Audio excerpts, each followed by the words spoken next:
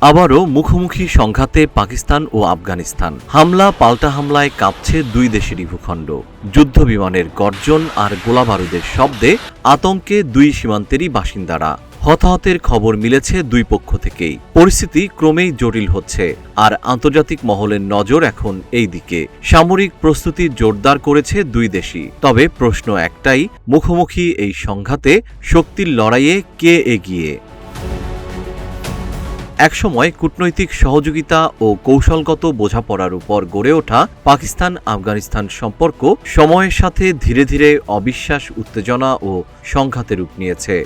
2023 সাল থেকে 2026 সালের মধ্যে একের পর এক সীমান্ত সংঘর্ষ, গোলাগুলি ও বিমান হামলার ঘটনায় পরিস্থিতি ক্রমেই অস্থিতিশীল হয়ে ওঠে এবং উত্তেজনার আগুন ছড়িয়ে পড়ে পুরো সীমান্ত জুড়ে।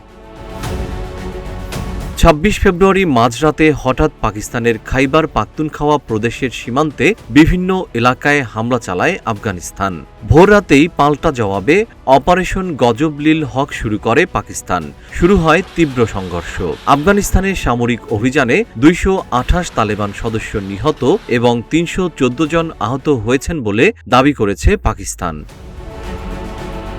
এদিকে আফগানিস্তান সরকার দাবি করেছে, পাকিস্তানি সামরিক বাহিনীর অবস্থান লক্ষ্য করে বড় ধরনের প্রতিশোধমূলক হামলা চালিয়েছে তারা। ওই হামলায় 55 পাকিস্তানি সেনা নিহত হয়েছেন। অভিযানে পাকিস্তানের 19টি সামরিক চৌকি এবং 2টি ঘাঁটি দখলের পাশাপাশি বিপুল পরিমাণ অস্ত্র ও গোলাবারুদ জব্দ করা হয়েছে। এছাড়া একটি পাকিস্তানি ট্যাঙ্ক ধ্বংস এবং একটি সামরিক যান কবজায় নেওয়ার দাবি করেছে আফগানিস্তান।